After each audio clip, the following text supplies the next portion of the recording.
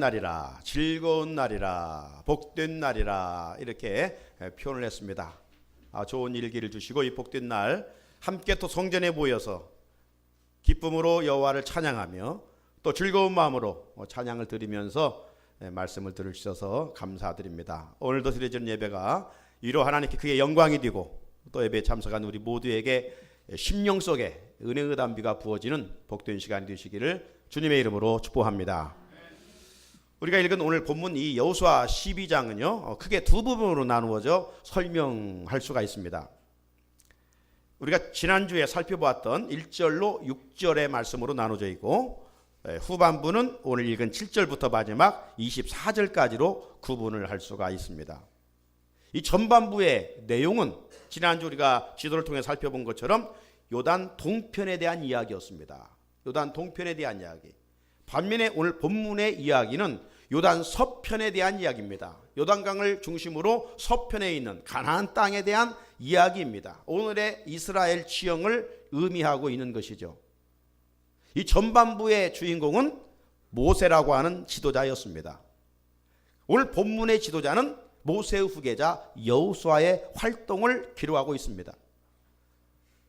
이 공통분모가 있는데 이 공통분모는 이 모세와 여호수아가 적들과 싸워 승리하여 땅을 정복한 이야기가 기록이 되어 있습니다. 전반부에는 모세라고 하는 지도자가 요단 동편의 적들인 아모리 왕 시온과 바산 왕 옥과 싸워서 승리하여 땅을 정복했던 이야기를 우리는 지난 시간 들었었지요. 오늘 본문의 내용은 이제 모세의 후계자 여호수아가 하나님의 능력을 덧입어 31왕과 싸워서 이겼던 내용을 기록하고 있습니다. 자, 오늘 본문 시작되고 있는 7절 말씀해 보게 되면 여호수아가 싸워서 정복한 그 땅의 범위와 왕들을 말하고 있지요. 이렇게 시작하고 있지요. 7절입니다. 여호수아와 이스라엘 자손이 요단 이편 곧 서쪽 레바논 골짜기의 발갓에서부터 세일로 올라가는 곳 한락산까지 쳐서 멸한 그 땅의 왕들은 이러하니라. 여호수아가 정복한 땅은 가나안 서쪽 전체를 의미하고 있지요. 자, 정복한 요단 서편의 경계를 우리가 지도를 통해서 살펴보면 이렇습니다. 이 북쪽으로는 만년설이 뒤덮인 레바논이 자리 잡고 있고요. 이 서쪽으로는 이제 바다, 지중해가 자리 잡고 있습니다. 그리고 남쪽에는 네게브와 시나이 반도가 자리 잡고 있습니다. 반면 동쪽에는 요단강이 경계를 이루고 있음을 알 수가 있는 것이죠.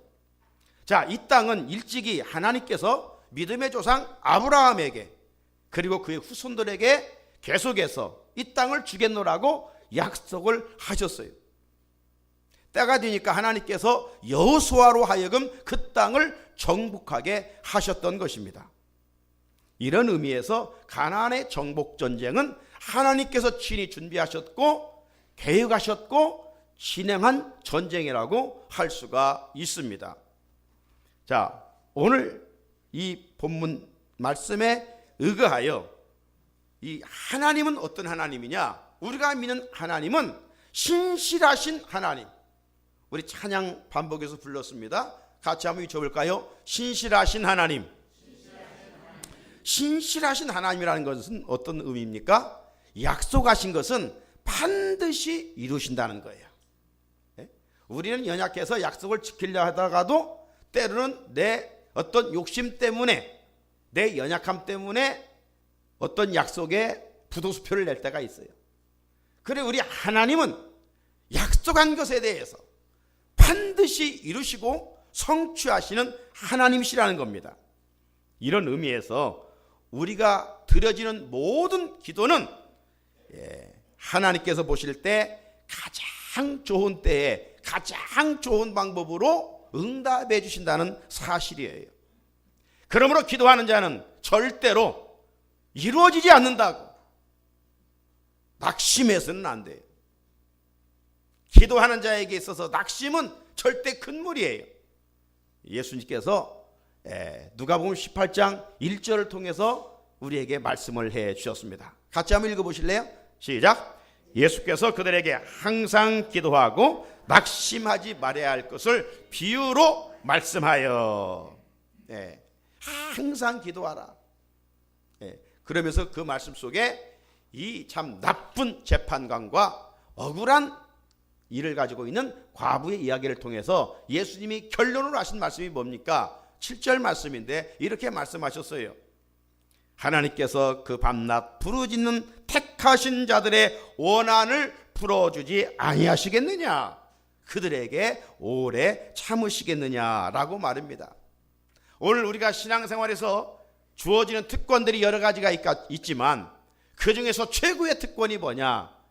기도할 수 있는 특권인 줄로 믿습니다. 기도할 수 있는 것이 특권이에요.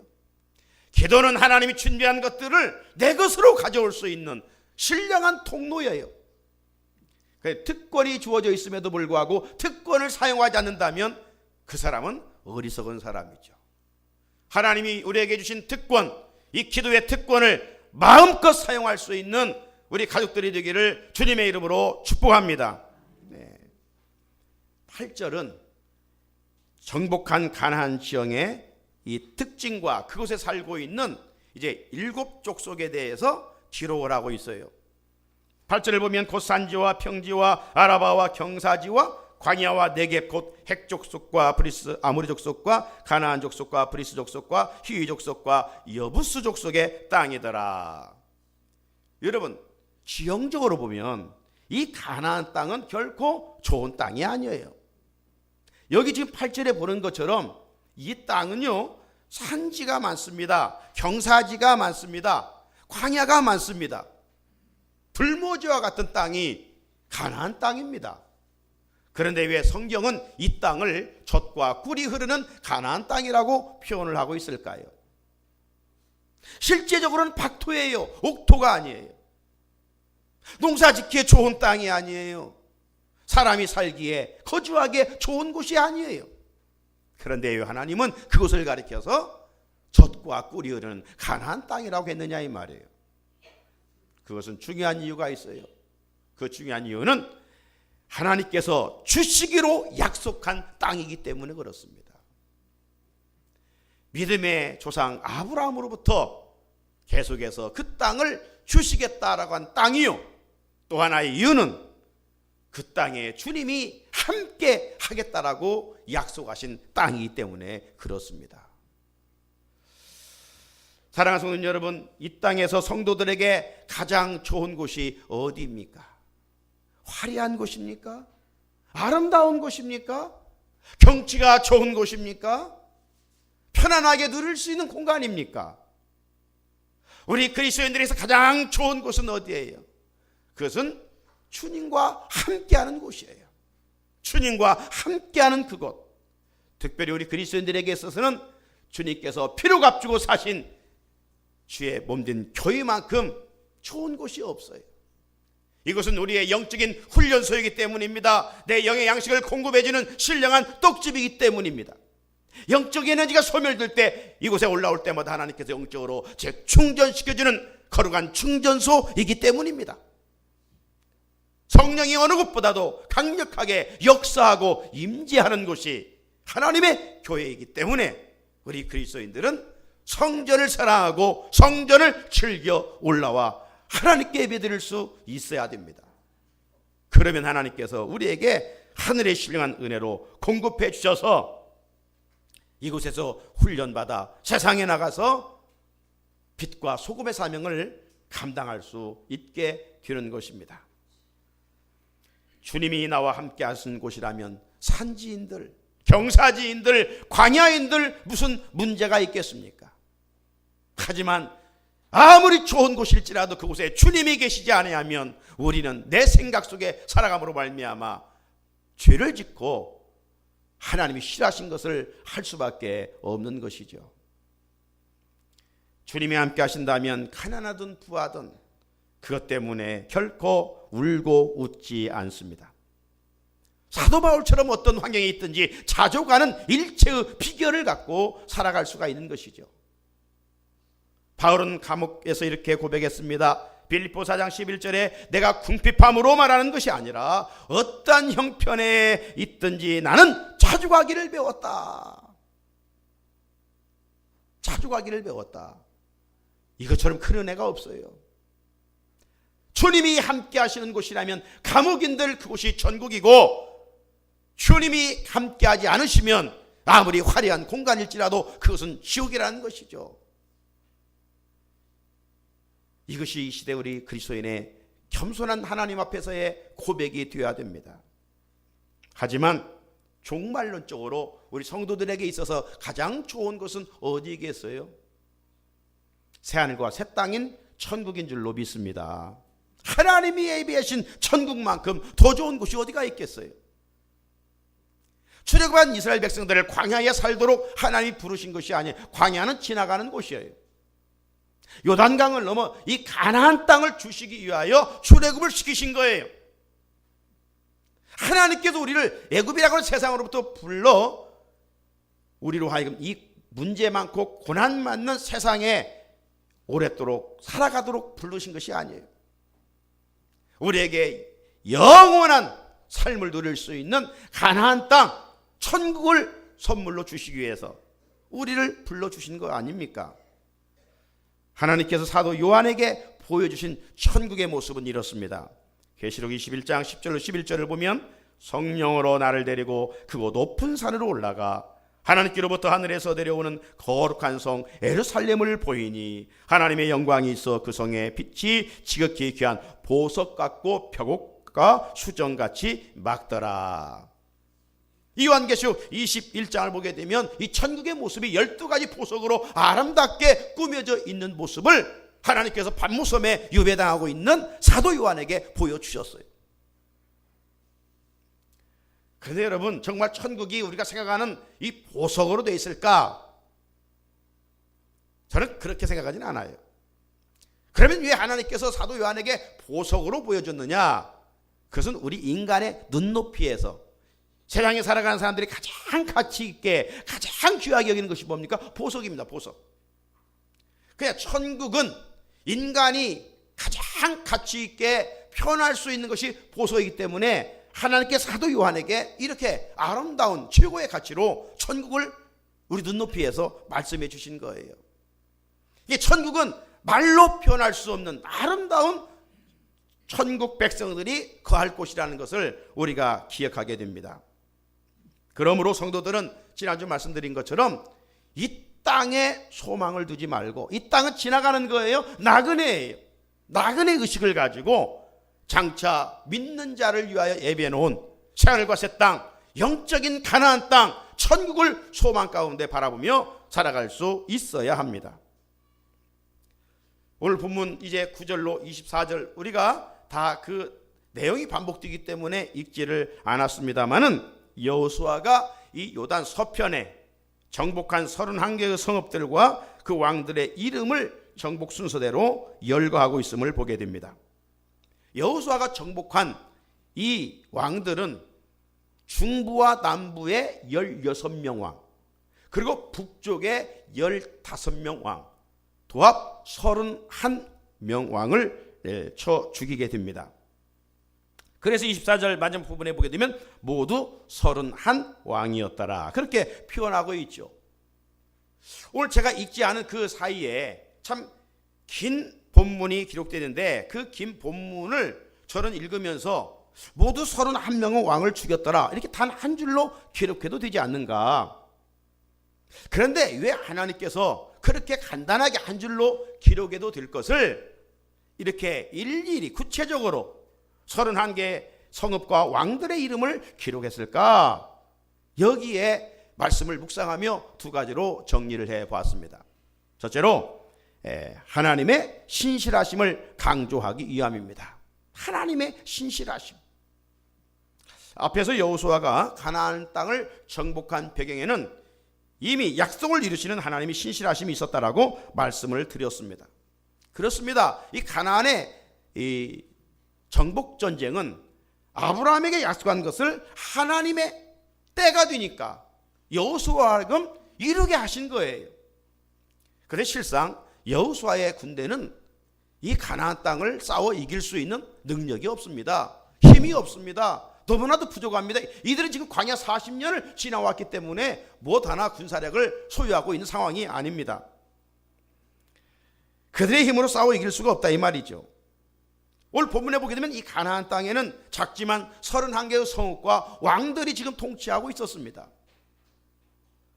이런 상황에서 하나님께서 여호수아에게 낙심하지 아니하도록 계속해서 반복적으로 들려주신 말씀이 있었지요.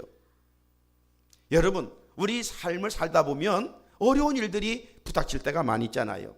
그때마다 우리가 하나님의 말씀을 생각나게 해야 되고 하나님의 말씀을 우리가 붙잡아야 돼요. 그렇지 않으면 우리는 내 앞에 있는 어려움 때문에 넘어질 수밖에 없어요.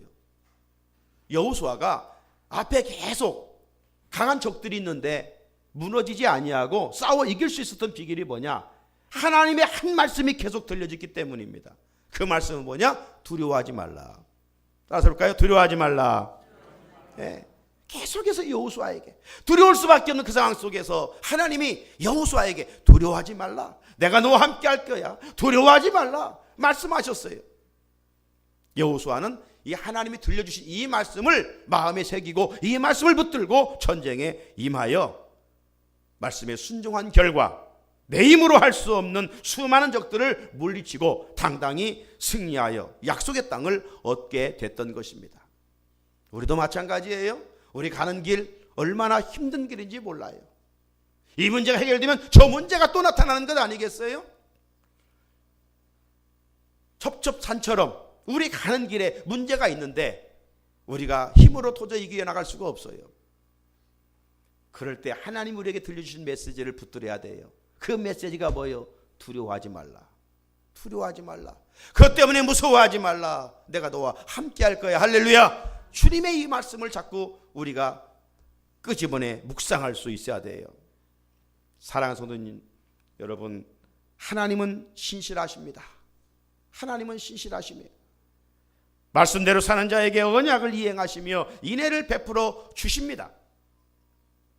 신명기 7장 9절을 보면 그런즉 너는 알라 오직 내 하나님 여호와는 하나님이시요 신실하신 하나님이시라.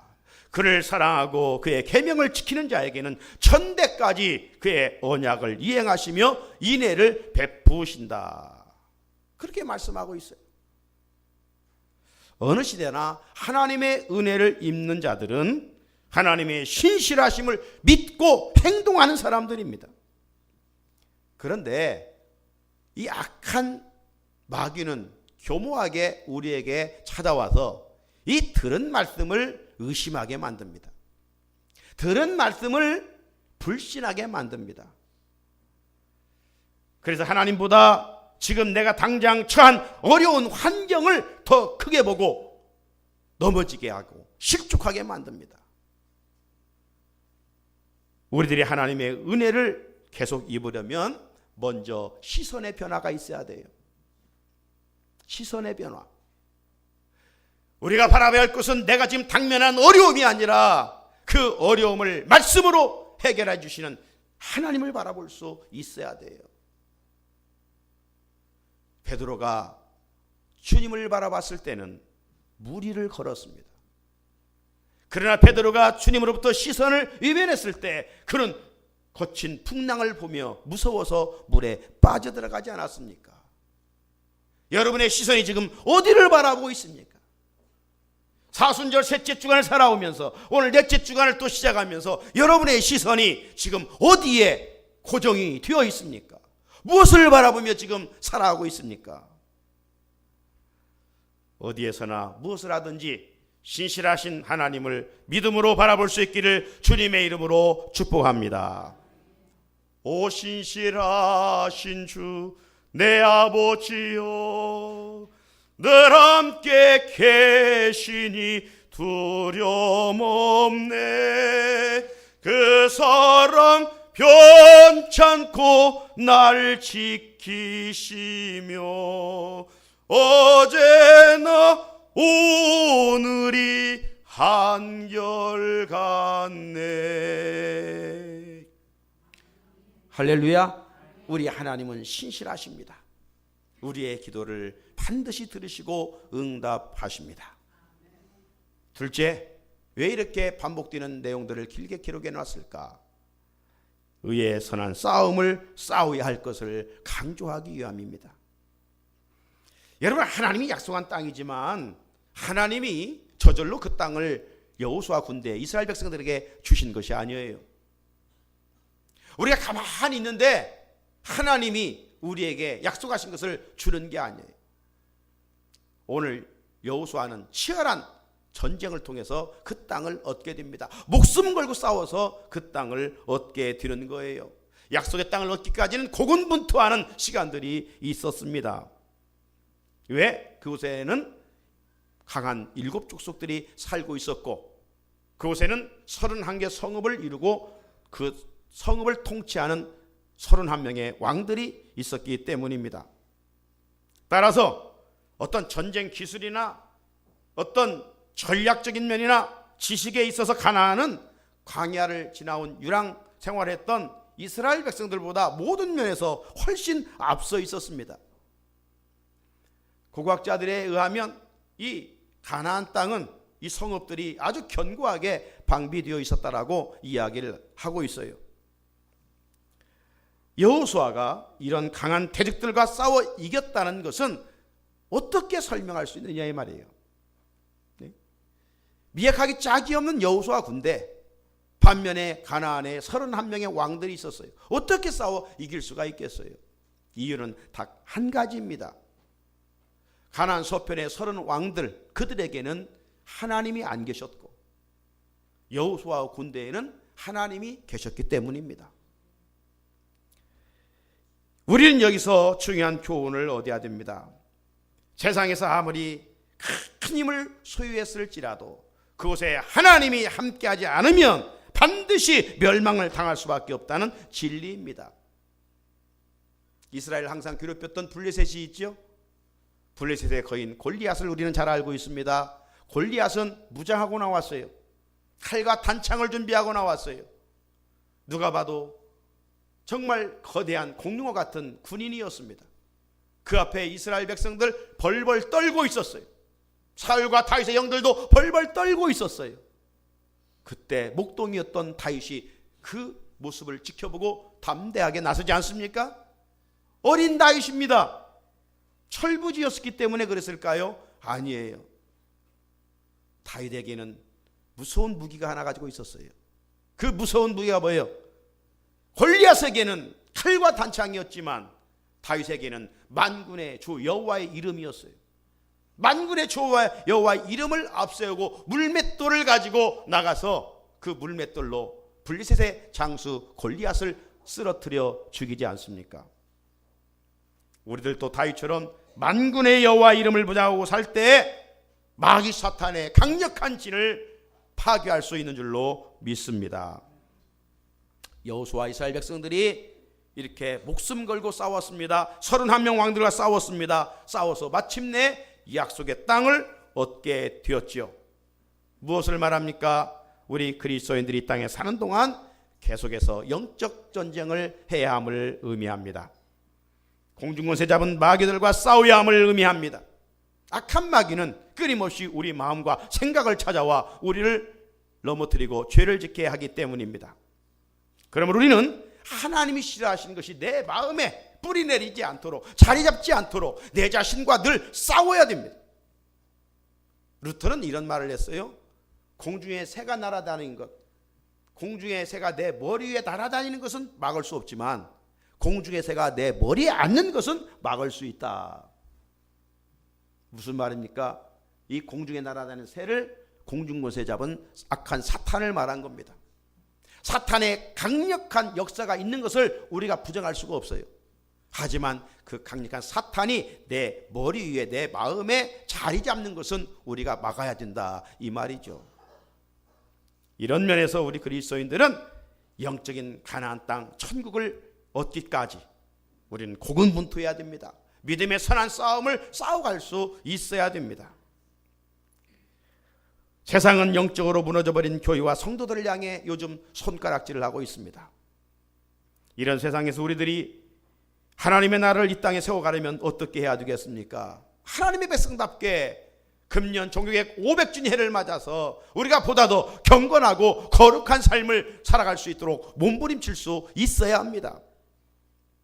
성경 찬송가 들고 주일마다 성전에 올라와 기계적으로 습관적으로 예배드린다고 이게 경건의 모습이 아닙니다. 진정한 경건의 모습이 뭡니까? 야고보서 1장 27절은 이렇게 말씀하고 있는데 같이 한번 읽어볼까요? 이 시대 진정 하나님이 원하시는 참된 경건의 모습은 무엇인가? 시작.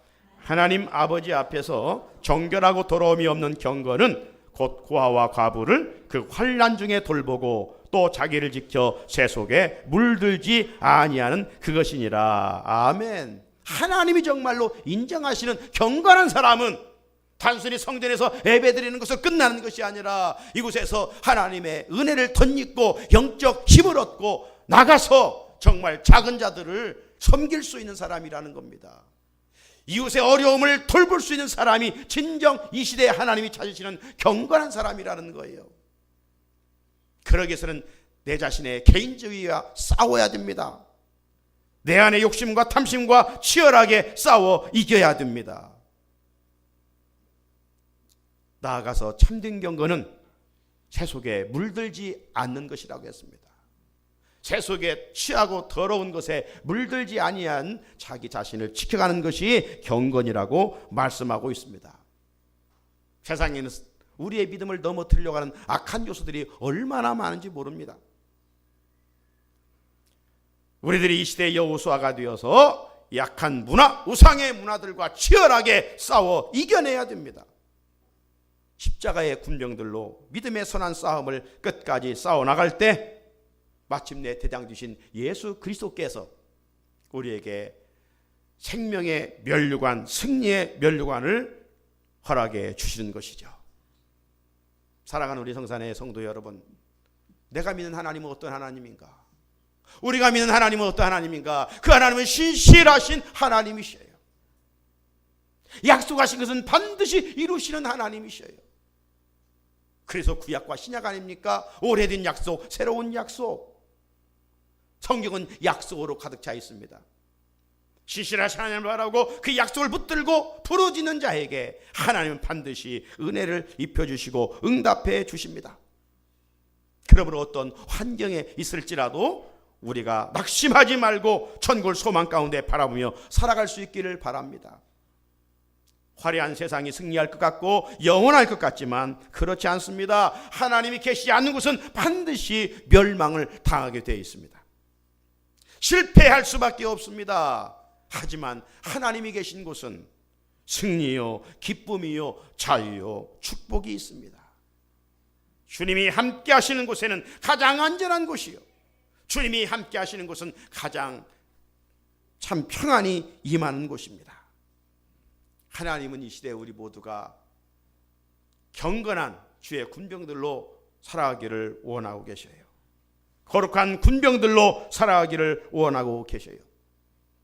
그렇기 위해서는 타락하고 편질된 세상에 물들지 말고 악한 것들과 이기적인 내 욕심과 욕망과 싸워 승리해야 돼요. 우리 모두 믿음의 선한 싸움을 다 싸우고 달려갈 길을 다 마친 후 주 앞에 서는 날 상급과 면류관을 받는 주인공들이 될 수 있기를 주님의 이름으로 축원합니다.